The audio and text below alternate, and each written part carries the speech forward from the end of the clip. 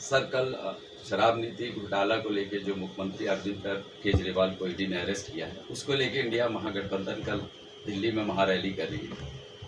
इसको लेके झारखंड से कल्पना सोरेन और सीएम भी जा रहे हैं। देखिए, मुद्दा सिर्फ अरविंद केजरीवाल जी की गिरफ्तारी का नहीं है। यहाँ हमारे माननीय पूर्व मुख्यमंत्री हेमंत सोरेन रखा गया है।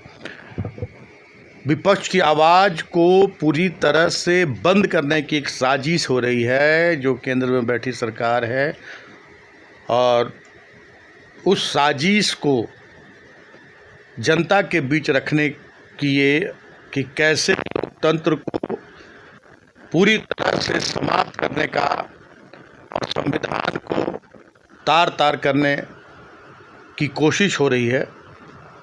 अगर हम समय रहते और देश की जनता समय रहते नहीं चेती तो यहाँ पे व्यक्तिवाद हावी हो जाएगा, तानाशाही हावी हो जाएगी।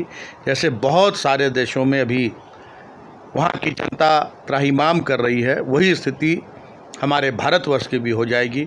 इन सबसे जनता को रूबरू कराने के लिए 31 तारीख की जो कल की महारैली है वो रखी गई है। महाराष्ट्र में भी आप लोगों ने देखा, मुंबई में भी लाखों की संख्या में लोग जुटे और हमारे जो इंडिया गठबंधन के जो वरीय नेतागण हैं उनकी बातों को सुना। उन्होंने सभी बातों को काफ़ी स्पष्टवादिता के साथ जनता के बीच रखने का काम किया।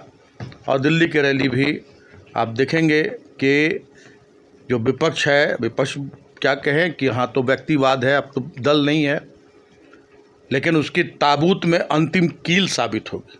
सर लोकसभा चुनाव की घोषणा हो चुकी है, झारखंड में भी महागठबंधन की ओर से जो कांग्रेस है वो अपनी प्रत्याशियों की घोषणा कर चुका है। ऐसे में सर जेएमएम कब तक अपनी प्रत्याशियों को घोषणा करेगा? देखिए, जेएमएम के पास किसी तरह की कोई बेचैनी हड़बड़ी नहीं है। हमारे यहाँ कार्यकर्ता चुनाव लड़ते हैं और उनके यहाँ आयातित लोग, वहाँ व्यक्ति के नाम पर चुनाव जीतने की कोशिश की जाती है, और यहाँ हम काम के बदौलत चुनाव जीतने का हमारा शुरू से ये हमारा ये रहा है कि हम काम की बदौलत चुनाव जीतें और जनता को उनका हक अधिकार दिलाने का काम करें। तो हम हमेशा जनता के बीच रहते हैं, 365 दिन 2400 घंटे जनता के सुख दुख में रहते हैं। क्षेत्र के विकास के लिए हमारे पार्टी के कार्यकर्ता से लेकर जो पदाधिकारी हैं सभी लोग लगे रहते हैं।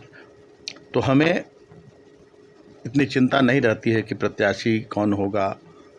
हम समय पर सभी इंडिया गठबंधन के प्रत्याशियों की घोषणा होगी और सभी 14 की 14 सीटें हम लोग जीतेंगे। सर दुमका में सीता सोरेन के आने के बाद फाइट कितना इंटरेस्ट होगा या मुकाबला किस ओर जा सकता है? देखिए, सीता सोरेन जी झारखंड मुक्ति मोर्चा से उनकी पहचान थी, अपनी कोई पहचान नहीं है उनकी। और स्वर्गीय दुर्गा सोरेन जी की धर्मपत्नी के रूप में दिसुम गुरु शिबू सोरेन जी के बहू के रूप में उनकी पहचान है। माननीय हेमंत सोरेन जी की भाभी के रूप में उनकी पहचान है। व्यक्तिगत अपनी कोई पहचान उनकी नहीं है और वो एक साजिश के शिकार हुई हैं। भारतीय जनता पार्टी के जाल में वो उलझ गई हैं, जाल में उन्हें फंसाने का काम किया है भारतीय जनता पार्टी ने। आज इन विपरीत परिस्थितियों में एक अच्छा माहौल रहता, तब अगर ऐसा उनका निर्णय होता तो जनता सोचती ज़रूर। लेकिन आज जब पूरे झारखंड मुक्ति मोर्चा परिवार पर, उनके अपने परिवार पर संकट छाया हुआ और जो इसके सूत्रधार हैं, जिनकी साजिश के शिकार हुए हैं माननीय इनके देवर हेमंत सोरेन जी, उनके साथ जाकर उनकी गोद में बैठना ये जनता नहीं समझ रही है, जनता नहीं देख रही है। ये इनकी राजनीति का पूरी तरह से अंत का एक संकेत है।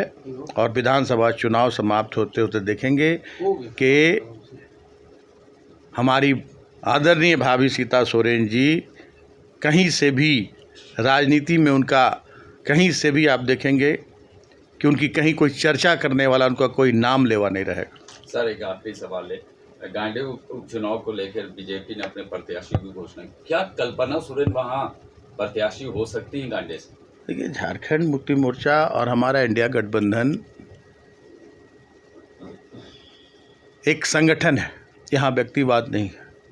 हम सभी लोग बैठकर मिलकर, वहाँ हमारे झारखंड मुक्ति मोर्चा के प्रत्याशी थे डॉक्टर सरफराज अहमद साहब, उन्होंने जीत वहाँ पे हासिल की।